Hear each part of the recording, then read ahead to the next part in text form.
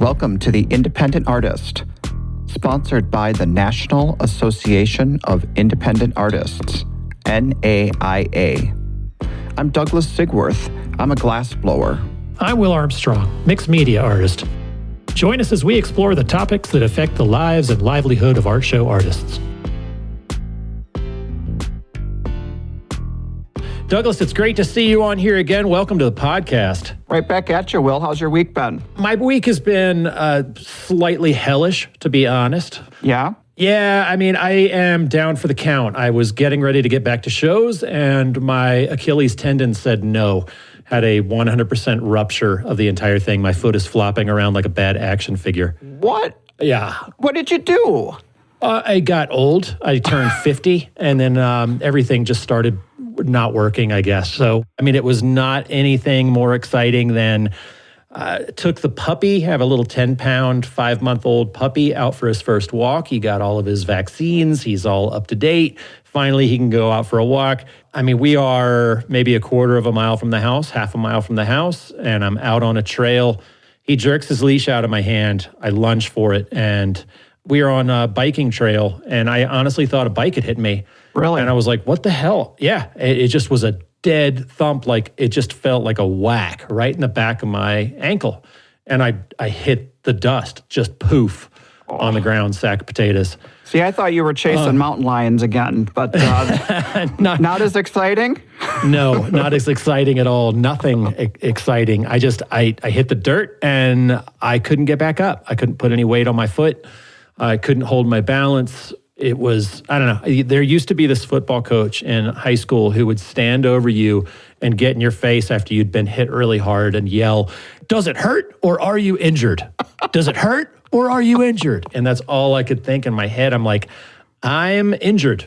It's going to be excruciating, apparently. That's what the surgeon said after the surgery. It's going to be really painful, but right now it just feels wrong. Yeah. So I'm canceling shows, and we'll see how it goes. I canceled that Ridgeland show I mentioned, and that son of a bitch better give me my money back because he's only had it for a week, and he's already sold the spot to somebody else. I'm getting ready to sick Carroll Swayze on him. There you go.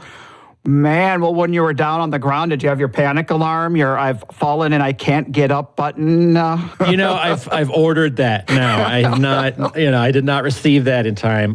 What my panic button is my wife. She grabbed the puppy, and the puppy popped the leash out of my hand and ran over to the neighbors, and they were sitting around talking, and the neighbor was like, "Your husband is still on the ground." Oh. And she looked back, she's like, "Oh my God." And I was flopping around like a flounder on a dock, I couldn't do anything. So that's quite the visual there. Man, we have been recording these things a little bit ahead of time. And so, by the time we talk next time, I will have had surgery because I go in for surgery this week. But just to give people an update on what I'm going through and just the lives of art show artists and what we deal with on a day-to-day, right? Yeah, I can totally relate. I used to be a runner. And back in the day, I was at a show and was getting ready to set up Bonita Springs in the morning. I was go out for a morning jog.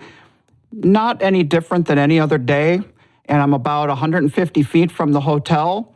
And I trip on a crack in the sidewalk, no bigger than a couple of inches, broke my big toe, sent me to the ground, dislocated my shoulder. God. And I had that moment, like you said, like, is this really happening? I can't even believe I was like minutes away from hopping in the van and going to set up the show. And so I hobble my way back to the hotel room, and I'm struggling not to lose consciousness. I'm feeling lightheaded and bad. So I end up calling an Uber and getting myself to the ER, and I'm sitting in the ER feeling totally helpless, away from home. I didn't have anybody's cell phone number back then. I didn't have the director's number. It was crazy trying to connect with the show and let them know, hey, I can't come right now, but I'm still trying to figure out how to do this frickin' show with a dislocated shoulder. Did you actually get to the show? Was Renee with you or no? She's home with the kids. I'm completely alone. I finally get through to Barry, and Barry says, well, I can hire somebody for you, but you're going to have to pay them, and it's late notice. They showed up at 11 o'clock that night of setup. I did the show in a sling. That whole season, I had my arm in a sling, and you feel so vulnerable. We keep going on the road. We can't afford to just say, I can't do the show. Right. It's such a pressure. I'm going to be leaning into my wife because she's an art show artist too, and she is going to be kind of picking up the slack. And like we have been doing this entire year, pushing everything towards fall. I should get the cast off sometime in July, maybe end of July. So I'll plan on doing Des Moines, Hell or High Water, even if I'm in a wheelchair. But some of the other ones, I'm not sure. Like, I go into surgery under the knife on Wednesday. I can't drive 1,000 miles to Mississippi on a burner. Yeah. That's not going to happen. You and your burner show. Now, I'm taking up that term, okay? The burner show. I think that's going to be a industry standard moving forward. I highly recommend a burner show at the beginning of the year. You can get back and talk to your friends. You catch up. You can learn how to talk to the civilians and the humans again. I highly recommend a burner show. So Road Mom called me up and said, "What's this burner he's talking about?" Your burner. Here's your definition. If you missed one of the first, you always need a show that you can bomb at right at the beginning, because I feel like I always bomb at the beginning of the season. First one out of the gates. Go down to Florida or hit Texas. Remember how to talk to people again. Remember how to sell your work. Remember how to stand there and take it. But it sure does take the pressure off. It's kind of like how you do a little bit of a mental trick on yourself. Like, okay, I'm not going to expect too much. And then, you can be pleasantly surprised when it is good, but you're not devastated if it's not good. Right. I'm going to go take one. You know what I mean? I'm just going to go down there. I'm going to take one. I'm going to take my lumps. I'm going to come back limping home, $1,000 more of credit card debt, and get ready for the next one. So if you count on it, it'll be okay. We so cavalierly say $1,000 worth of credit card debt, but it's true in this business. You're like, okay, getting me to Florida, that's $1,500 right there. $1,000 is the ante that gets you in the game. Yeah, totally. Just give me a seat at the table. That's all we're doing. The expenses are insane, but $1,000 you got to push all in sometimes. But I remember going down to Coconut Grove one year and selling a guitar so I had enough gas because my credit cards were maxed out in order to go down there and knock it out of the park in order to get the wheels back on the wagon. Wow. So yeah. Sometimes it's a burner. Sometimes you kick ass in your first show, but who knows? Yeah. Well, Will, I have gone down the proverbial rabbit hole this week. This month, actually, since I had my interview with Marjolaine. Oh, yeah? She gets you fired up, or what's going on? Well, you know how you said that it was panic and anxiety inducing listening to her talk about all the different techniques of selling your work online? Yeah. She completely stressed me out. I'm not going to lie to you. I was like, oh my God, I'm not doing anything. I'm a loser. I can't do this. So, yeah. Well, I felt that way too. It was like either this all or nothing program. So, yeah, I've been looking into Facebook pixels. I've been looking into lookalike audiences. We need to keep in mind that this Facebook thing, the thing that we're all trying to just get away from, we look at it and we see our relatives post about politics. It makes us say, I got to get the heck out of here. This is too much for me to bear. But this isn't a social media network. This platform is designed to know what we're all looking at, what we're all clicking on, and to anticipate our every move. They say that they have 180,000 data points on each person online. And the old way of marketing is outdated. It's like scratching on a stone tablet. Sure. I kind of started a year ago after the pandemic with the mailing list, where I think a lot of us start. Do you take names at shows? No, I don't. I've always been really bad about it. I get caught up in the show and talking to people and kind of putting on the show and engaging with people. And it's a step that I often let slip by. I've always, thought as I'm writing up a big sale, I better get this person's email address because they might want to buy from me again. And I should do a better job of collecting interested people's emails because there's a lot of... interested is the operative. That's where I fail. I do get all of the emails of the people that have bought from me, and I turn on that thing with Square, and I use the Square Up app, and I collect the emails that way. But somebody who's like, oh man, I'm really, on the fence. I feel like a lot of times I don't know the best way to collect an email without saying goodbye. Right. If I say, let me get your email, it gives them an excuse to leave. And that is my big thing in sales, is that I never want to let them leave. I want to engage the conversation. So saying, let me get your email sounds like goodbye. Well, what I've learned is we can create pop-up boxes for those people who take our card and they jump on our website. A lot of times we feel like, oh yeah, I click the X on that all the time and I just get rid of them. But you never know. I mean, like Marjolaine talked about having an incentive. She gives a 10% off for a limited time if you put in your contact information. Well, That's great. Yeah, I don't do exactly that. What I started doing within the last 6 weeks is I say, fill out my contact form, and I will let you know when I'm going to be in your area and when I'm offering sales through the website. And I thought that was just going to be a futile attempt, but I thought I would see. Well, I've been getting 10 to 20 emails a week from people. And I know they're serious because they're not getting an immediate discount. It's let me know when you're going to do something. Right. And I have check boxes that say, what shows would you come visit me at? So I know kind of how to categorize them. And they're checking boxes like Cherry Creek, Des Moines, Main Street Festival. They know about these shows. So they're not just random passerbyers. So I feel like I'm getting targeted names that I've missed from the booth.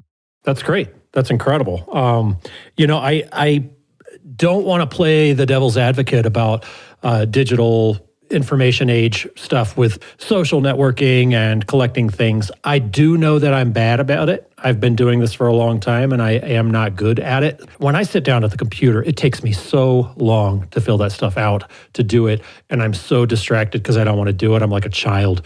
I'm like, I don't want to do that. And I look at the computer, I'm like, and I look at Facebook and I look at something else and I don't like to do it. Knowing how much I pay myself an hour to create my artwork, I found it a lot easier to let the galleries do that. And so I've cultivated some relationships with galleries, knowing that I'm bad at doing these other things. Can I get better? Of course. I'm starting at the ground floor with this, and I've been doing this for a long time, so I really shouldn't be as bad at it as I know I am. But I know for a fact that, when I search my name, it's the galleries that are putting me out there more than myself. So am I shooting myself in the foot? Yes. Am I creating less artwork when I give the opportunity to somebody else? No, I'm making much more artwork. So put my dumb ass in front of the easel and make a nice painting, and then let somebody else do all the hard work. I think you have a great point. If you're not interested in that, then you do source it out to somebody who will do it. The galleries, there are different marketing people who sell their services for that. Marketing in this way is the cutting edge way. This is what people are using. Facebook has designed a platform that we're not looking at TV screens anymore. I mean, we are, but we don't watch commercials. I mean, we don't look up at a billboard and say, I'm going to go do that billboard or read newspapers anymore. Every single person who has a phone is staring at that little screen in front of them. Facebook has the ability for you to input and connect your mailing list, connect people who've been looking at your website, people who've been looking at your social media business page, and they got all of their data. And then they determine these people have bought from you or are interested in you.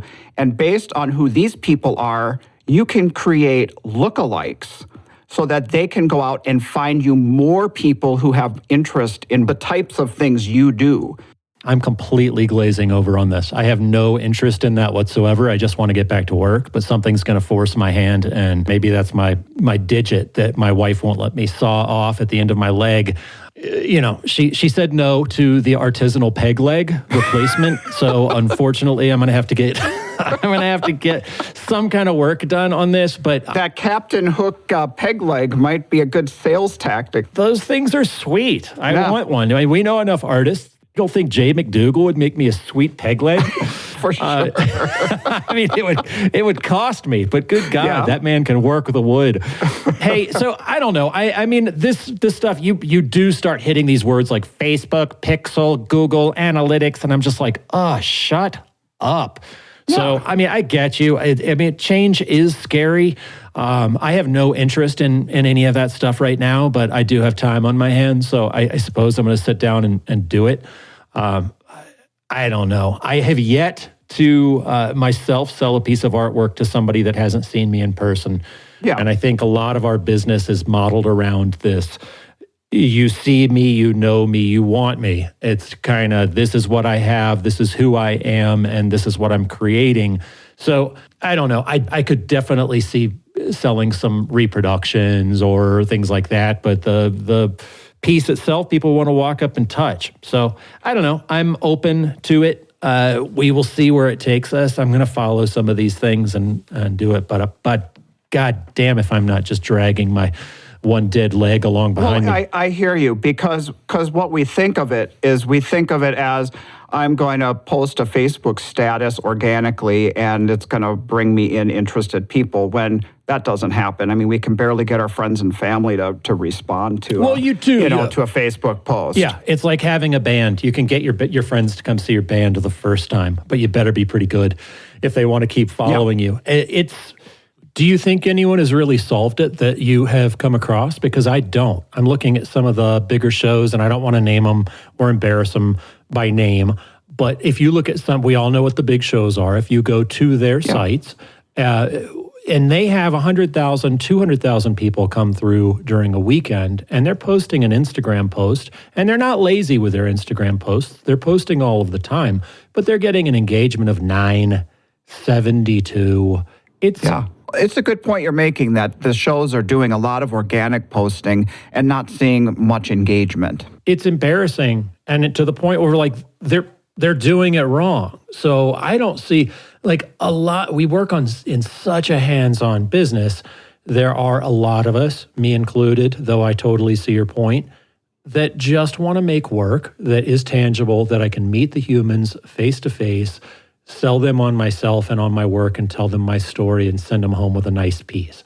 Yeah. So I don't want to, yes, I'm leaving things on the table, but I'm like, what if I'm engaging and I'm doing all this stuff? What's the best I can do? Is it as good as some of these art shows who are trying really hard, that have an active Instagram campaign that are getting 72 likes per post? What you're forgetting here is that a lot of these shows aren't using marketing companies that put paid strategies towards social media.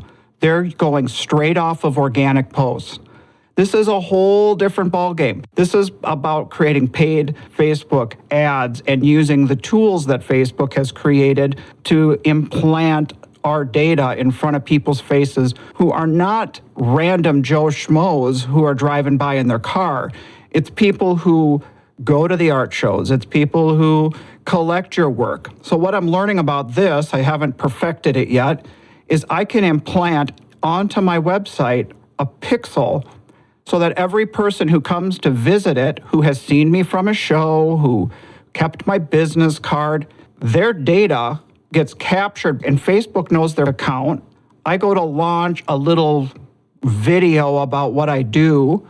I give a $10 boost, and bam, all of those people who looked at my website over the last 6 months, that video's in their news feed. And then if I can come up with a way to sell them, it's like 21st century tools on how to get people to your page and to your shows and to know about you.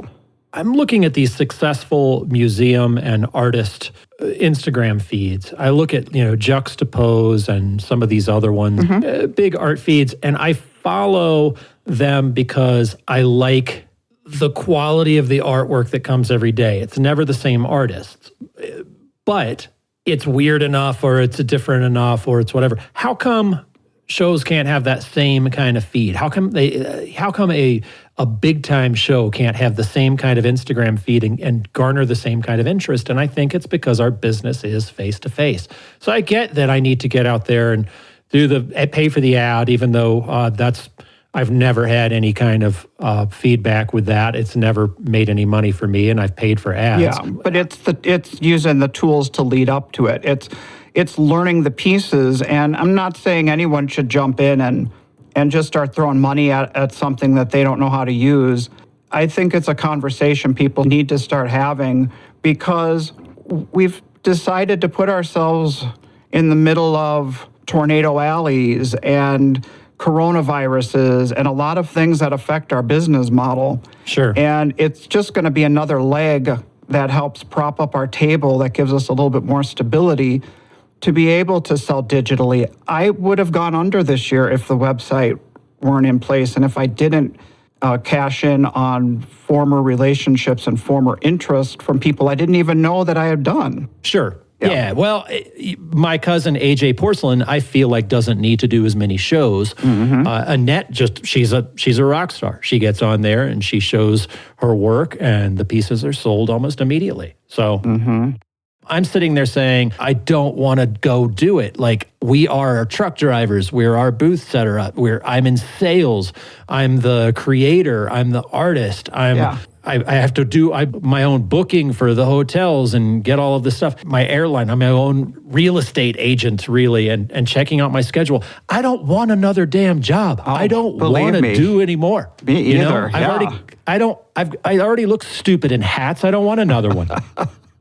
I just wonder, is that a way for individuals to make money? I think the answer is yes, but social media platforms and campaigns of the shows in general are not successful.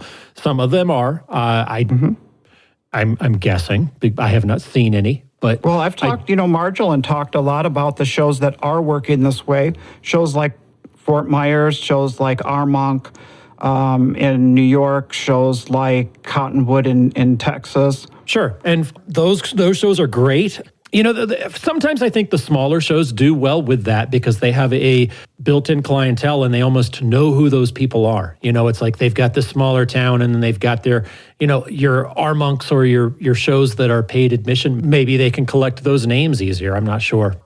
I'm going to be interviewing Cindy Lyric, and she's talked about how shows can cultivate relationship. She's run 3 of the top 10 shows in the country. And she says the old way of doing things, the marketing, you put out the news and you don't know who's coming. Right. You don't have a personal relationship with everyone in the community. But the thing that social allows for community engagement. And there needs to be thought and time and energy from a show. How can they nurture and engage people in a different way to get people to the shows, to get people to want to buy at the shows? It's more than just organic posting, and this is going to be a conversation we're going to probably be having for the next year that we're not going to solve today because we're probably going to... But I don't want to talk about it anymore. I know. I'm so freaking sick of it. I just want to make the pretty thing and sell it to the nice lady. That's all I want to do. Just let me do that again, You Douglas. do, but you also want to sell. You want to sell that work, and that's the component. We've all been feeling like there has been friction at these shows with doing it the way we used to do it. Have we though? I mean, when the shows are popping, they're popping, and I don't need to sit on. I mean, I guess that's what COVID has taught me is the fact that I can't just count on being able, and the fact that I'm hobbled too. Yeah. I just blew out my Achilles and I can't stand, and I'm canceling 1, maybe 2, maybe who knows how many shows. I haven't gotten an answer from my doctor yet. Yeah. So I know that I've got to get back out and do that stuff, but I just hate it. I hear you. I hate it too. That's why I said I'm down the rabbit hole.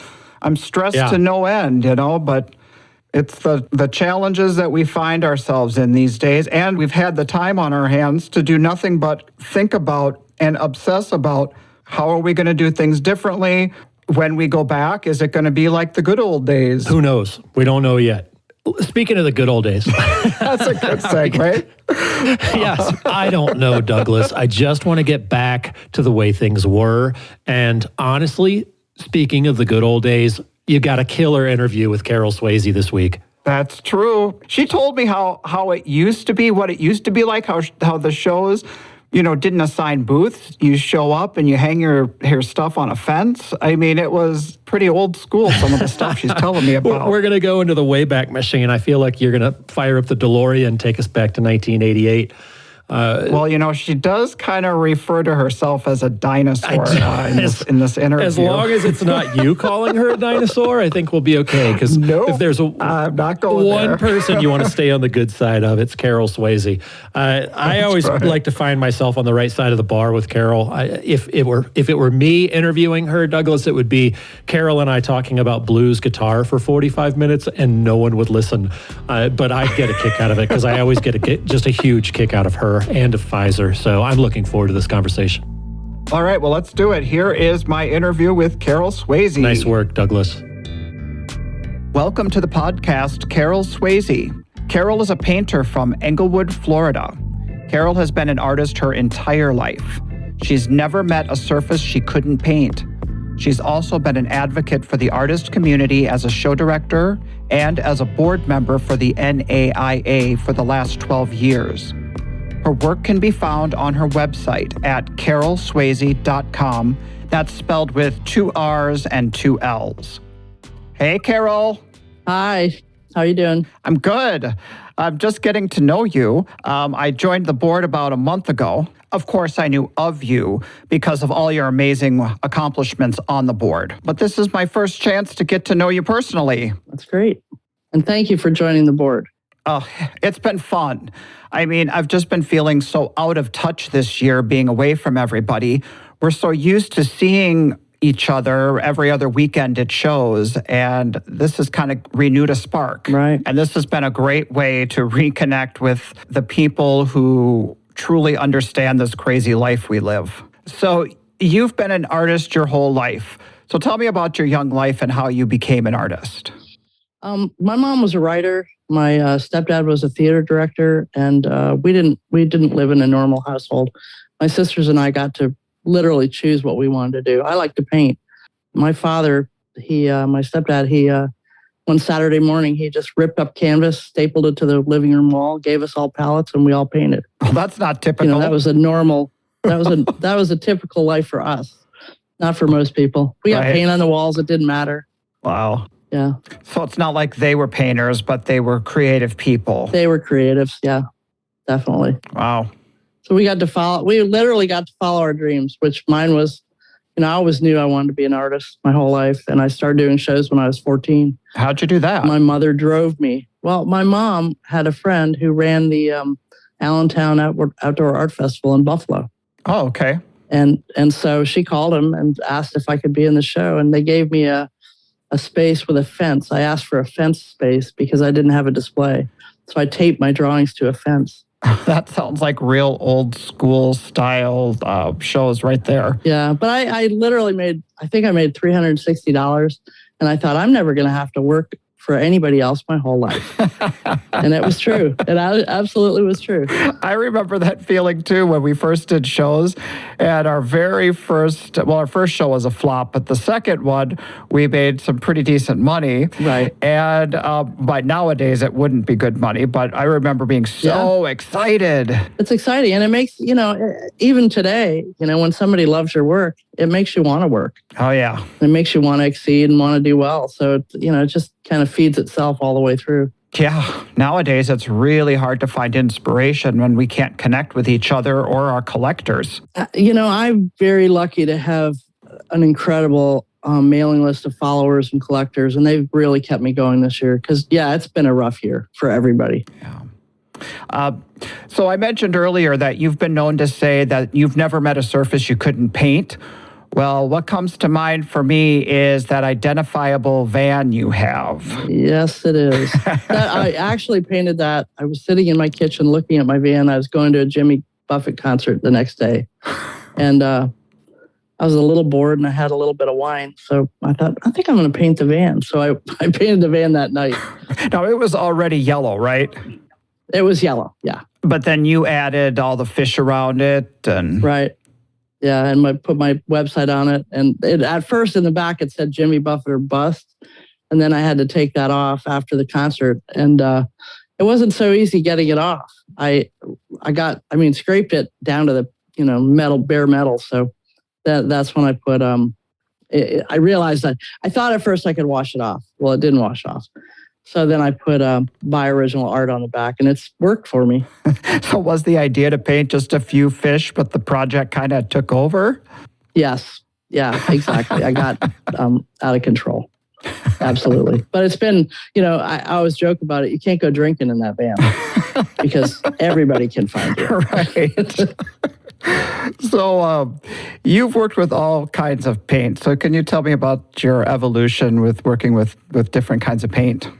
I started out as using watercolors and just did little sketchy kind of drawing paintings, India inks, played with those. And then I went to college, and I got a scholarship at York University in Toronto. So I went up there, and that's when I really got into painting. But I actually preferred printmaking. I took a couple printmaking classes.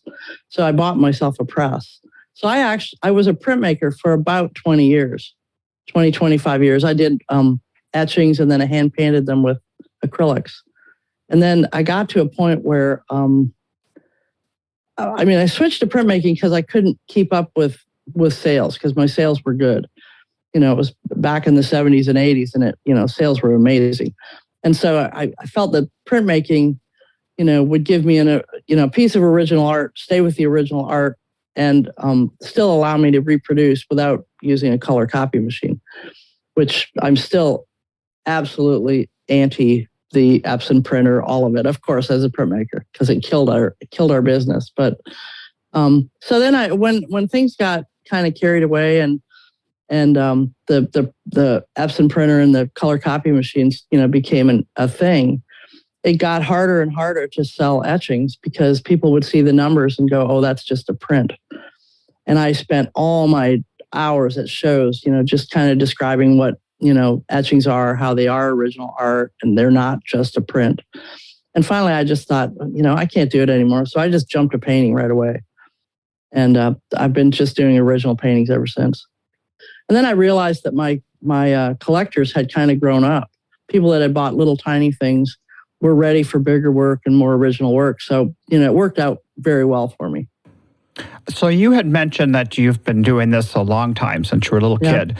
And would you say that throughout your career that you have been kind of on a bit of a stream of consciousness path, or has there been like a distinct plan of getting from point A to B? No, I was in the moment for sure. And, art shows at that time were so simple.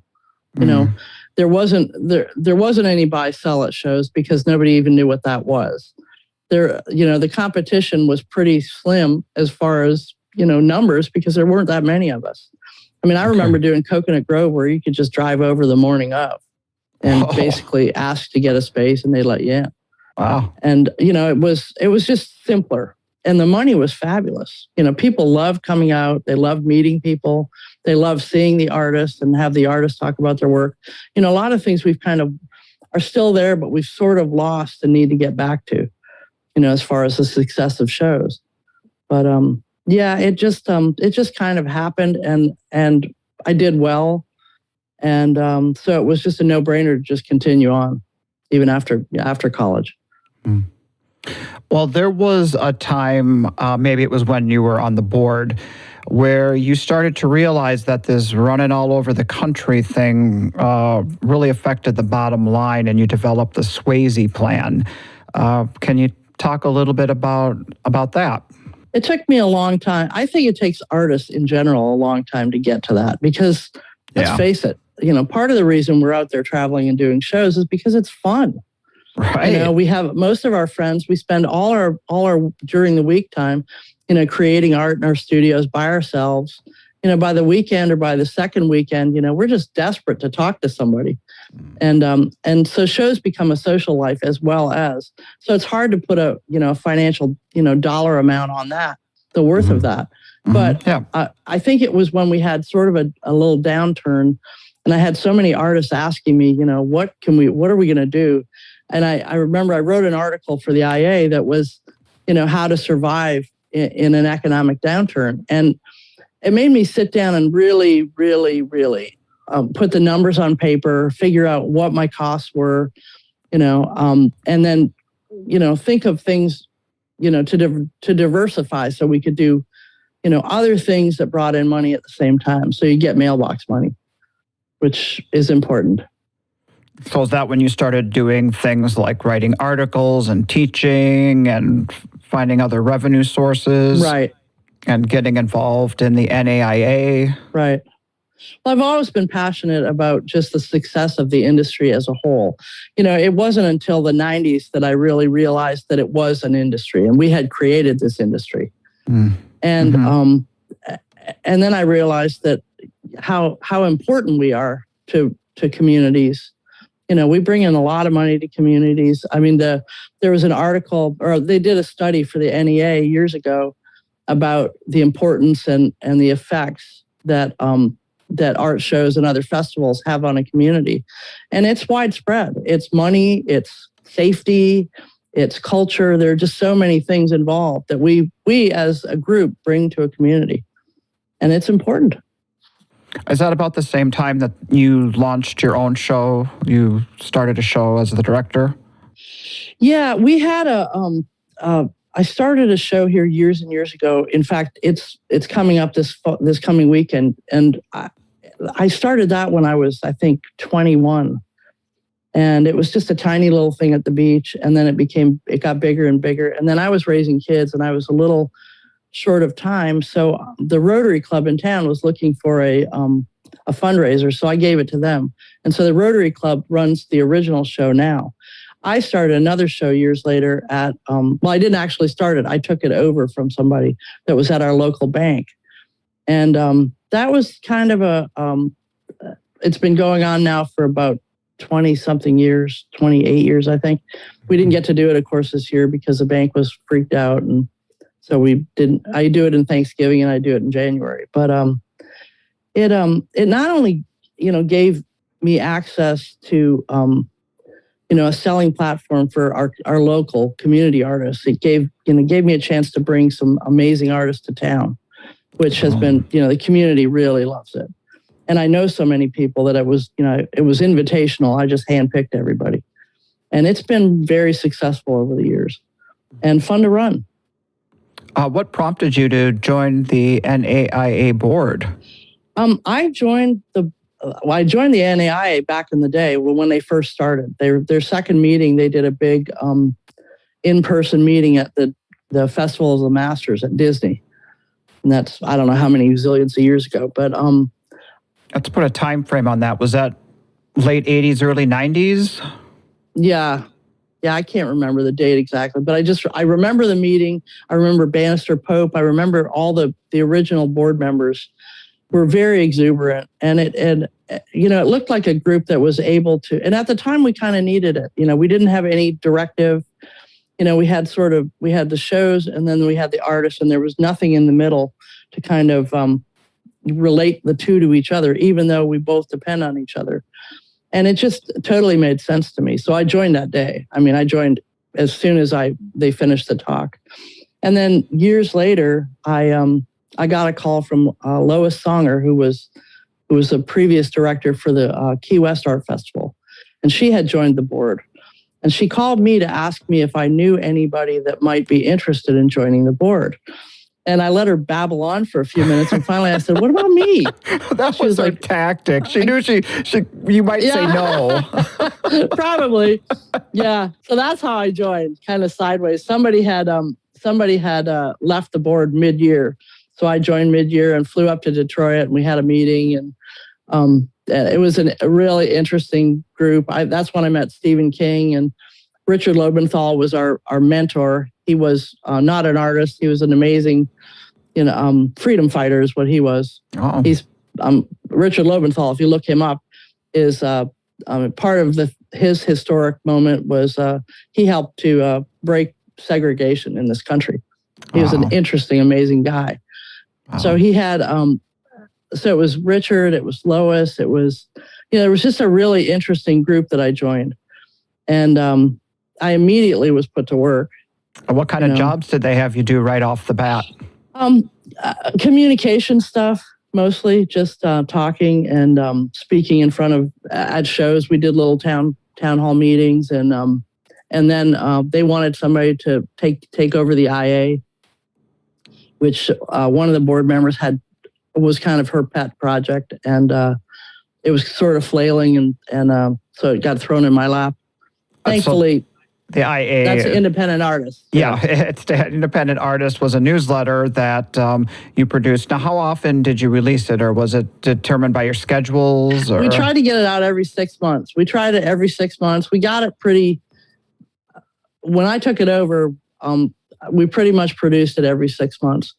And then the issue was we dealt with a printer in the Chicago area, a great company and a really good guy that I dealt with.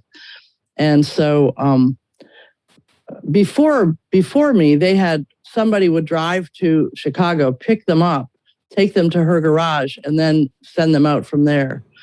I realized that was an idiotic use of time. You know, as sweet as it was for them to do that. I think that was Teresa Saborski. She was an overachiever at all times. She's a personal trainer now, but she used to drive up there. She's not in the business now? No, retired? She kind of dropped out for a while.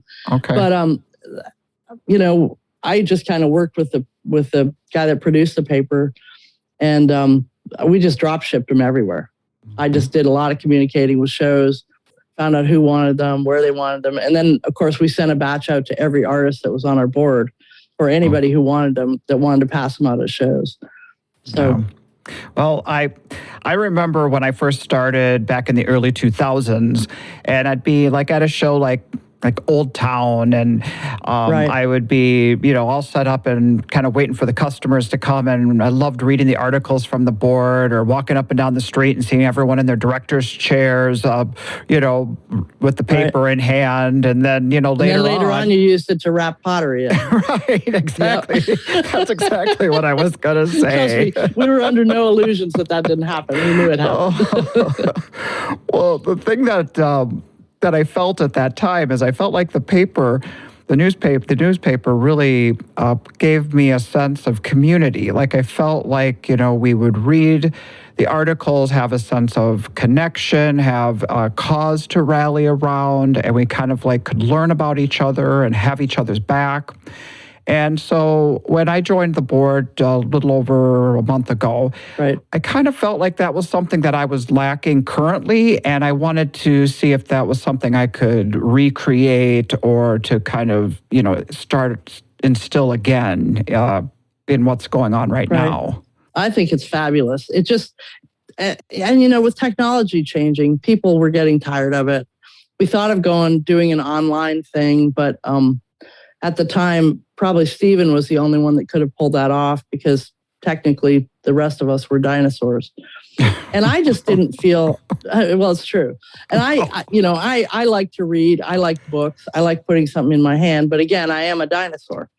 You know, I'm 65 years old and a dinosaur. So everybody's so much more apt to look at it online. And a podcast is even better because it's much more personal. So I think it's a great way to go.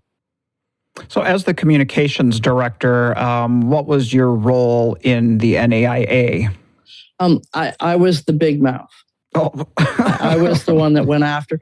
You know, I've always been kind of an active person, and I've always, you know, kind of fought for the underdog, even in my personal life. So kind of like Norma it was Ray. A natural place. Yeah. Well, it was a natural place for me to be. And it was, you know, at the time we had insurance, so we were covered in case I got sued, which I tried not to step over the bounds. You know, I learned a lot.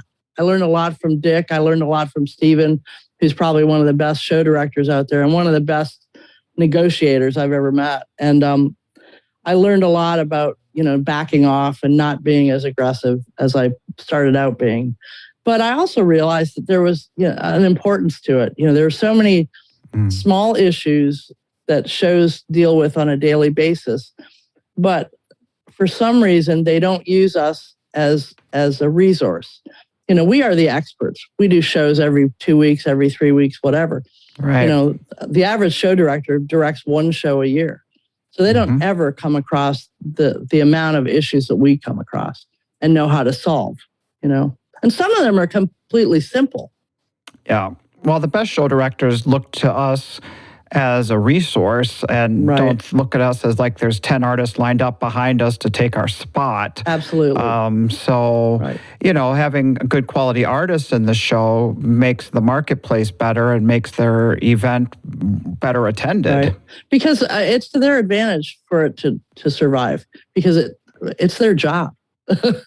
If we disappear, they lose their job. So, we're a symbiotic relationship between us.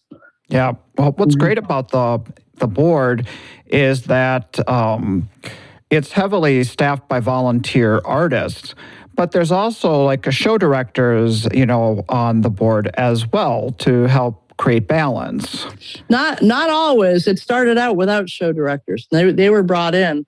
I was definitely supportive of bringing the show directors in because, like we all need to work together on this. And there are things about shows we don't understand either. Yeah.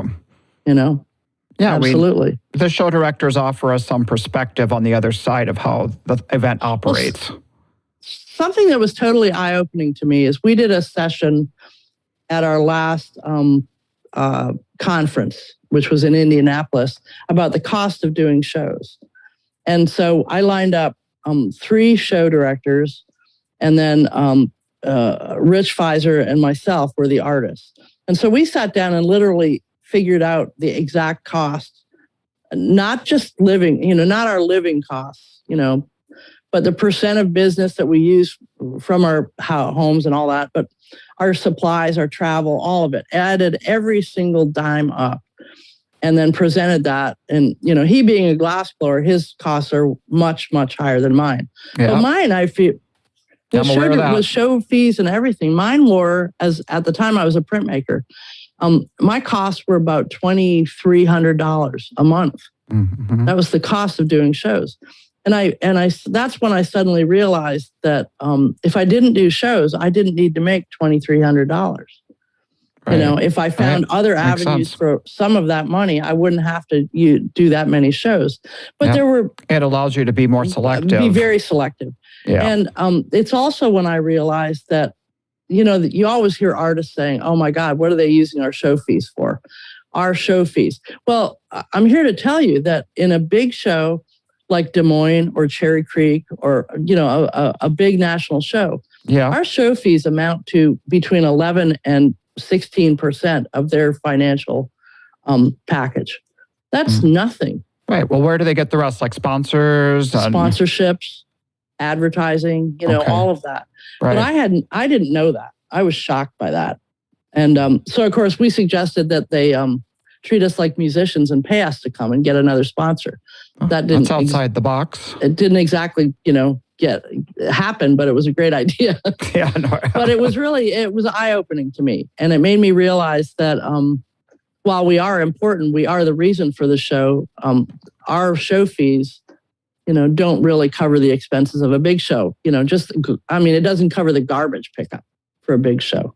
Well, speaking of show fees, think about last year, how, when the shows started canceling, and, kind of think of the position the show directors were at. I mean, their budgets were spent leading up to their events. They don't have the money sitting in their bank account.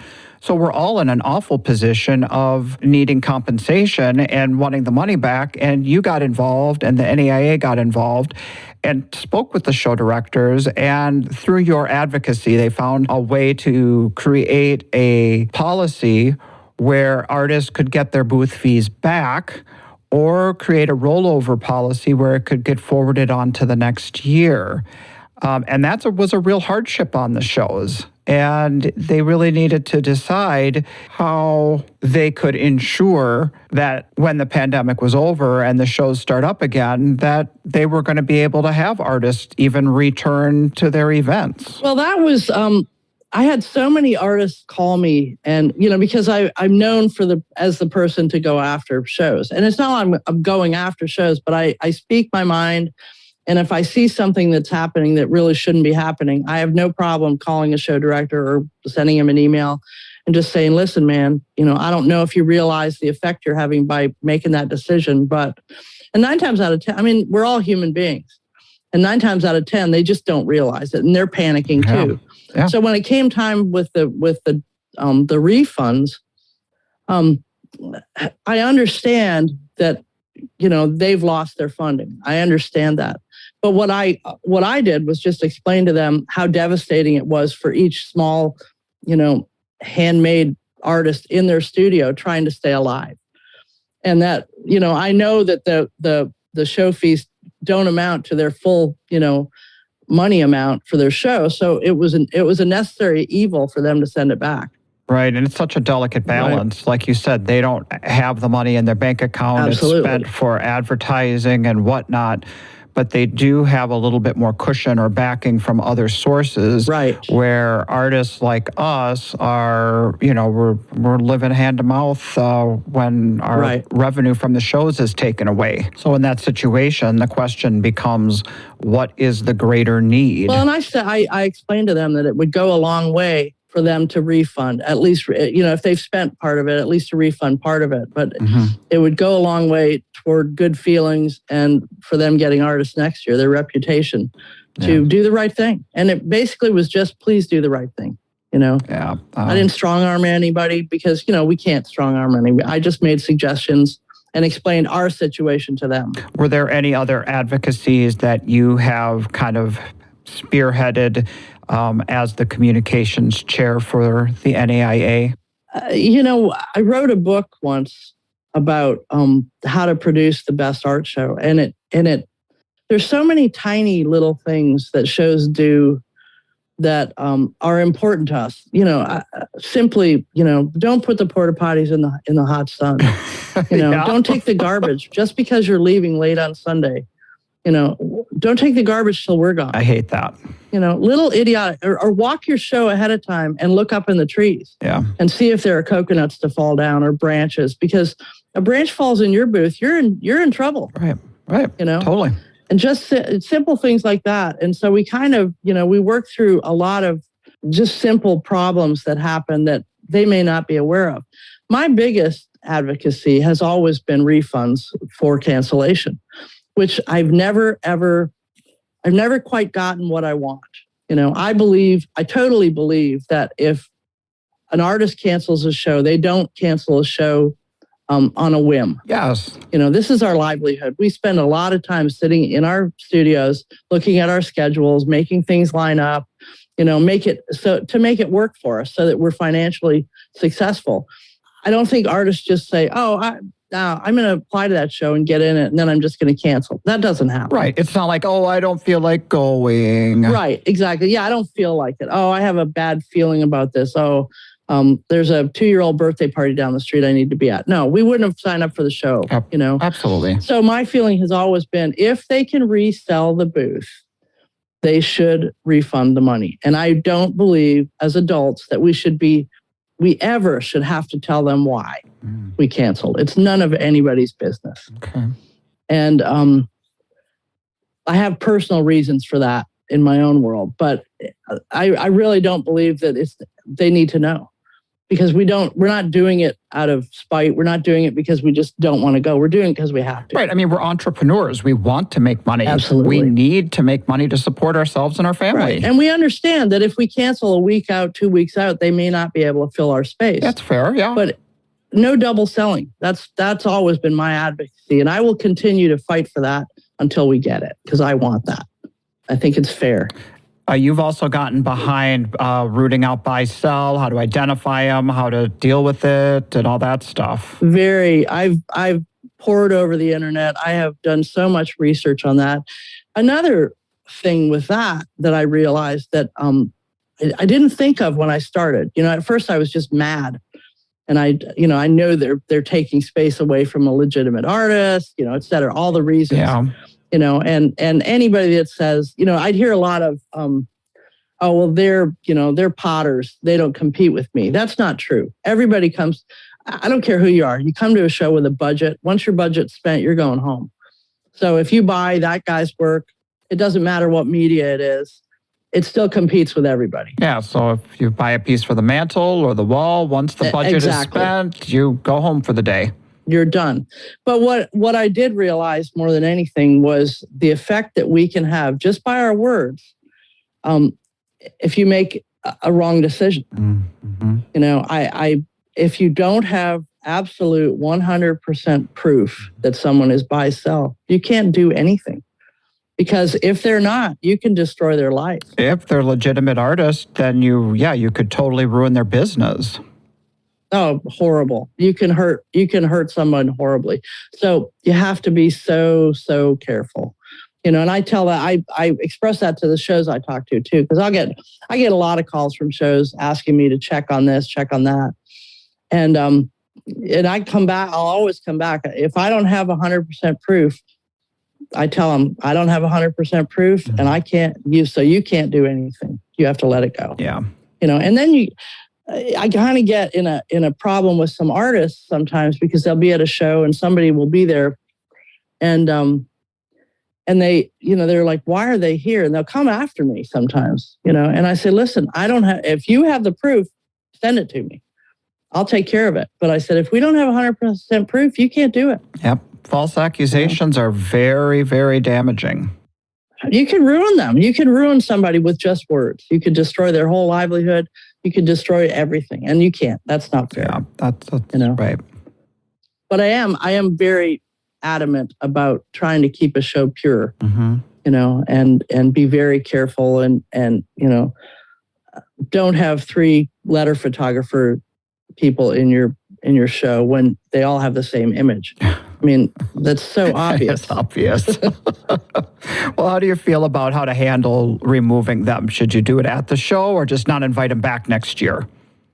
I take them out at the show. Okay.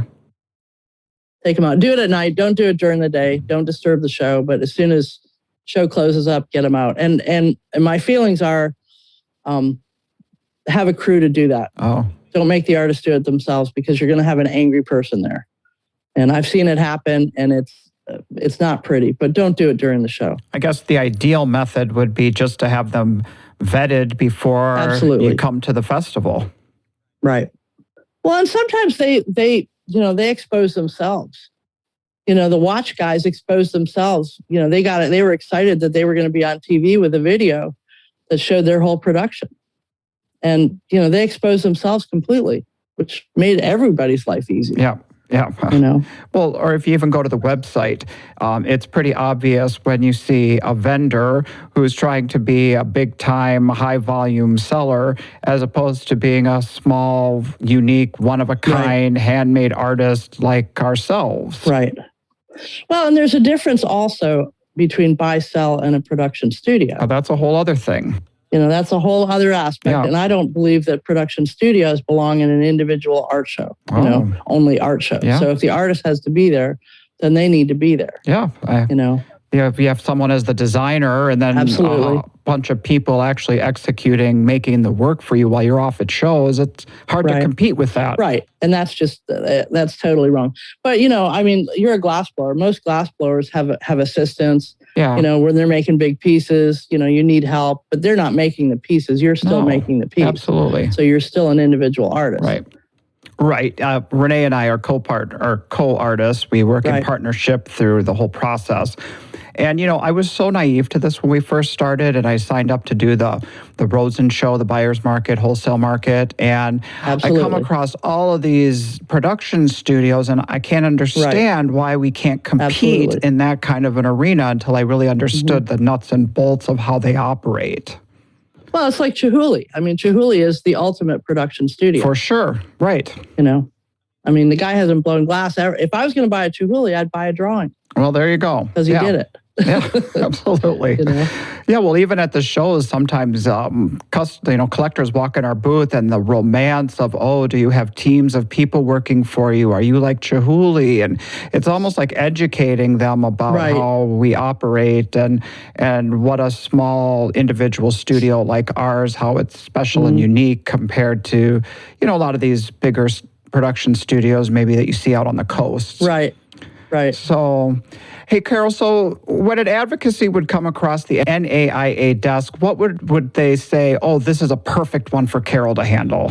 A lot of them were refunds with shows, a lot of buy-sell stuff. People just yell and scream, and, they'd see somebody that they know is buy-sell.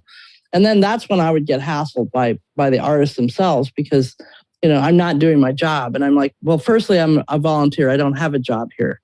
This is a volunteer job for me. And I said, secondly, I'm not going to destroy somebody's life. I'm more responsible than that. But there were other things. Just artists this is one of my giant pet peeves. Artists have this. I wrote an article once called "The Dragon" for the IA, where I discussed the fallacy that show directors are like a dragon, that they're breathing fire and you should be afraid of them. And if you say anything to them, they're going to blackball you. If that were true, I would not ever get in a show because trust me, I have ruffled some feathers. It's not true. Yeah, you speak your mind. Well, most shows are run by just individual human beings that are just like you and I. And you can, the best way to approach them is if you're having an issue, it's not at the show, of course, because they're already way overboard with, issues they have to deal with, is a kind, nice email, laying out what's wrong after the show. Because once the show's going, it's not going to happen anyways, unless it's something blatant. Yeah. But my thing about it is my bitch is the artists themselves are afraid to stand up for themselves. That's why I've thrown out the idea of a union for years, having an actual paid union that would take care of our problems. There are enough of us to do that, but you know what it is. If you have an issue and you go to the person you have an issue with an anonymous note, it's a completely different thing than if you walk face to face to somebody and talk to them. It's much more successful, solving problems when you actually expose yourself. But so many artists are so afraid.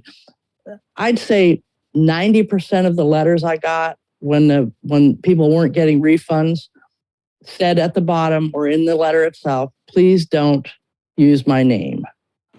Well, it's like thinking of the show directors as the boss, and they're afraid if you upset the boss, then you might get fired. Right. And what you're describing is more of like a partnership where you see the show director in partnership with you and as an equal that you can work together. Yeah, I just don't, it's you don't get as much credence with an anonymous note.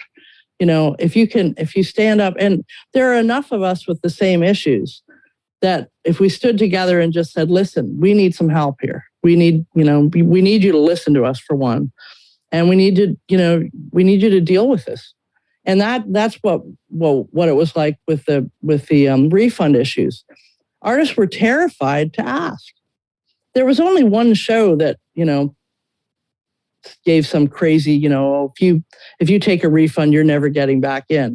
That's just knee-jerk reality there. That's just a reaction that shouldn't have happened. And I'm sure whoever said it, and I won't use a name, is sorry they ever said that. Well, I think most of us know the show you're talking about. That happened in 2020. And, time has passed and, the show happened in 2021. And it was almost like come and gone and long forgotten. So these things are just a moment in time. Well, something artists don't realize, too, is that a lot of shows change directors every few years. Yeah. So it's a completely different animal, every other year. And not everybody, that's why I put together that little book, because not everybody has a guide to how to do this. I don't remember what show it was, but we were at a ZAP conference and I did a talk with a bunch of young show directors, and one of them was so excited to be in the position. And it was a pretty big job. I don't remember the show, but she had come from being an advertising major and selling wine coolers. Wow. That was her previous job. And now she's suddenly thrust into dealing with an art show and dealing with artists and a completely different business model. Totally. And I remember myself personally being shocked by that.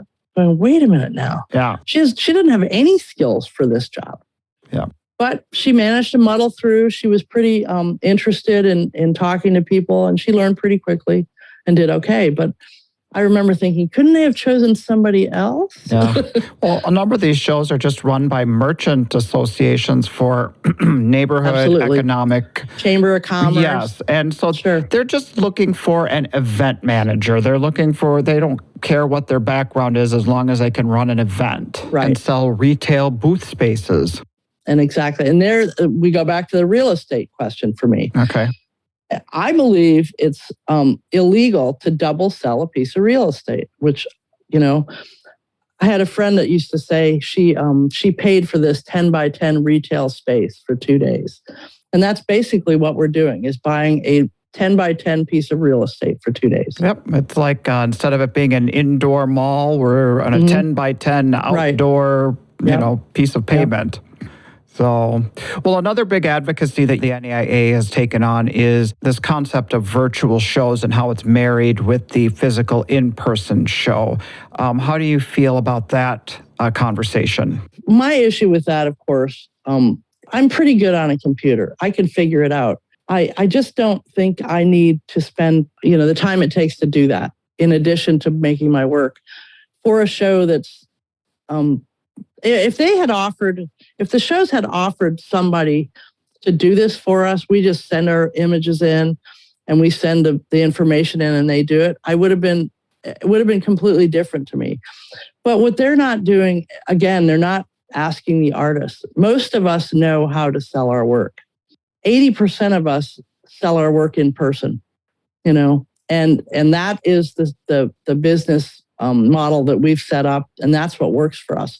There's not an artist out there that hasn't tried to sell online, but selling online and selling in person, I sell a few pieces a year from my website. I can't support myself on that, and it's, that's the issue to me. And my other issue was, I think a lot of them wanted to do this because they were pretty sure they were going to cancel. And so that too became an issue to me. I'd rather they just said, we're going to cancel. And they're just, we're in uncharted waters here. And nobody knows how to progress. Everybody's trying to stay alive. It's the weirdest year I've ever experienced in my whole career.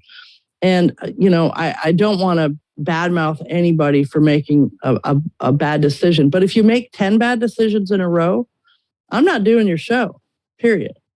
And that's something that I don't know. There are some show directors that totally believe that they'll always be able to get artists.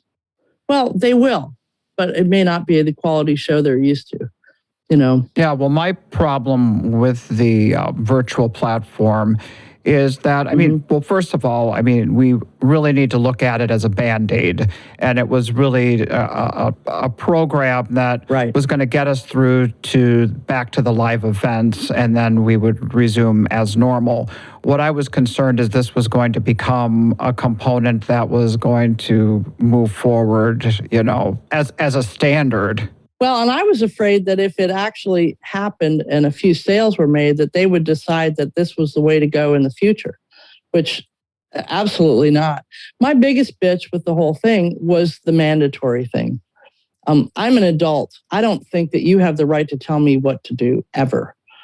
And, I'll make my own business decisions. And you don't have the right to tell me I have to do have an online presence with a company that I don't know and put my, financial records in there and, give a percent to somebody, way out there. I don't want to be told to do that. If it's optional, I'm good. Well, participation in this platform, we lose things. There's a downside. For example, we can't have the collectors come to our website where we could track data and analytics. Yep. We don't get emails or contacts available to us from who has logged on to the site or who has visited our page so that we can continue the sales after the event. Right. We're working blind. Now, if it was a parallel to like an in-person show where the show creates a venue and a meeting place, and the customers are sent to our physical locations, then we have the power to manage our business and interact with the collectors. But in the virtual realm, it's like hanging a big billboard up and not knowing who sees it or anything about it. We can't interact with the passerby. Well, with the EventNeat, and we're talking EventNeat right now, with that platform, I know for a fact, because I talked to a whole bunch of show directors, that they were, that group was out hustling at all the conferences, trying to get business, trying to, get their thing, off the ground. I don't have any problem with them doing that. I understand it's a business. Yeah, but they are not targeted to the art show industry. Yes. It's great for like a show business. It just didn't seem to fit. Yeah, like a showbiz or a small flea market, but not for high-end artwork. Right. Well, Carroll, now that the board is growing with new members like myself and Evan and Cindy, do you have any future plans? Like the R word, maybe? Retirement from the board. I'll go. I'm ready to retire from the board. I like the work. I'm passionate about the industry. So I'm not going to go far. I'm totally teasing you here, but you have definitely made your intentions known about retiring and going to the advisory. It's really a great structure because a lot, former board members have gone there to be, an active resource. It's not something where you need to attend the monthly meetings, you don't get a board vote, but yet you can share the knowledge and say, hey, I'm over here. If you need me, just give me a call and I'll be there to, to chime in and give you some advice. We've been waiting for people like you. It's so nice to have some new energy. It's so nice to have new ideas. It's absolutely great. And it's, I'll go to the advisory board from here. So I'll still be there. And if you need help or if you, have a project for me, I'll definitely do it. Well, Carroll, you have certainly paid your dues, put in your time, a lot of volunteer hours for the good of the artist community. So if any of the listeners out there have received any benefit from these policies that Carroll and the rest of the NAIA board have been fighting for over the last number of years, then now's the time to make sure that you are signed up as an active member. Make your voice heard, get on the list, show that you stand with the NAIA and all of the advocacies that it fights for. Right, there's power in numbers, definitely. Absolutely. And it's important. I think, artists will always say, we're not joiners. It's like herding cats, all these things. I've heard everything over the years.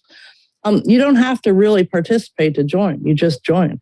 We dropped the financial obligation a few years ago because we realized that, people were struggling. And for the artists that we represent, it was to our benefit to, drop the money part. And it comes down to the honor system. I mean, Sure. If you can donate and have the means to, it does take money to run this organization, but it's not required. Right. We want everyone involved, and really standing together as a group is our biggest strength, and that's what we're looking to build right now. Right. Yeah, it seems to have worked because we've really upped our numbers, different things that, with the refund thing that we worked on and all these other things, people took notice again.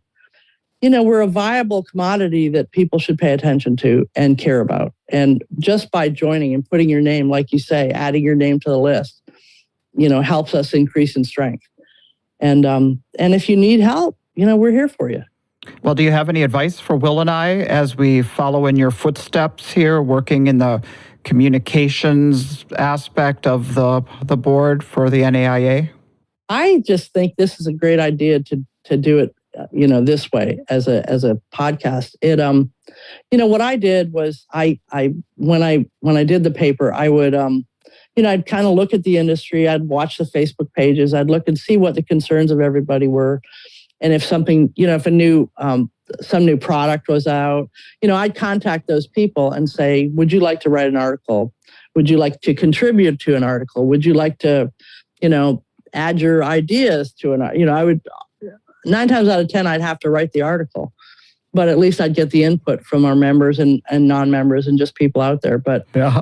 and then, in my own personal life with, just struggling as an artist, there were a lot of things I just knew that were important and knew there were things we could talk about and just open the doors. And, communication's an amazing thing. You start talking and then everybody starts talking and then everybody starts listening and then changes are made. Mm-hmm. So it's just important. And I think you guys will do a great job. I'm excited. Do you feel like since you were the kind of the face or the voice that then people came to you Absolutely. with their problems or came to you with what needed to be done? So you were like an open channel? Right. And it was necessary. Some people just need to emote.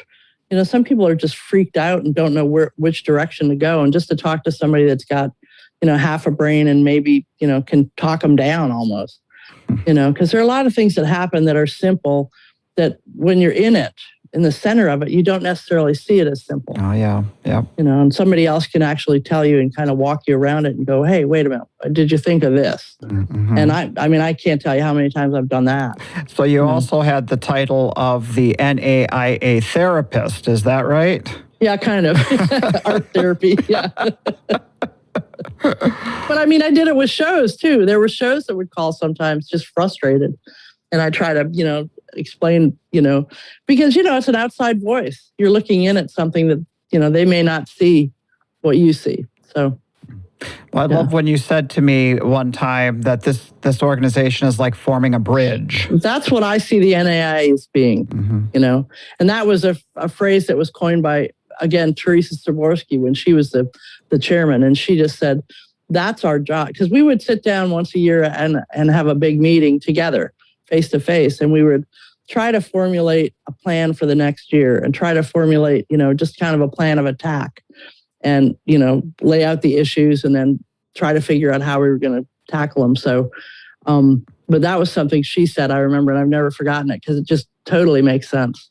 Well, Carroll, thank you so much for coming on today. It really means a lot to me. And I can't thank you enough personally and on behalf of the artist community for everything that you have done for all of us all these years working for the NAIA. It's just so appreciated. Oh, well, I appreciate it. It's been good. It's been fun. All right, Carroll, you take care of yourself, and thank you so much for joining us today.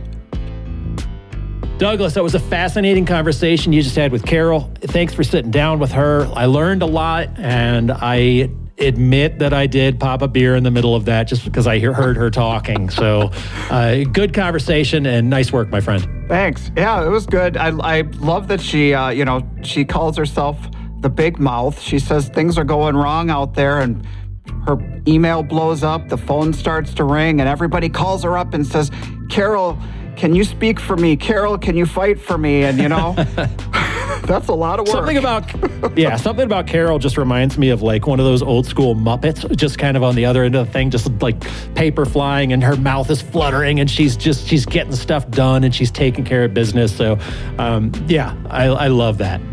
It's been a great week. Been great talking to you, Douglas. Thanks for all of your hard work, and we will see you next time. We have a lot of exciting things coming up on the podcast. Hey, good luck on that surgery. And next time I see you, if you've got that peg leg, we'll know how that played out for you. I'll see if he'll cut it off completely for me. I can get right back out on the road. Okay. All right. Chihuly has an eye patch. We'll have a peg leg. Ooh, it makes me edgy. All right. See you guys. Bye, everyone. Bye. This podcast has been brought to you by the National Association of Independent Artists. The website is naiaartists.org. And while you're at it, check out Will's website at willarmstrongart.com and my website at sigworthglass.com. And remember to subscribe to this podcast to be notified when we release new episodes.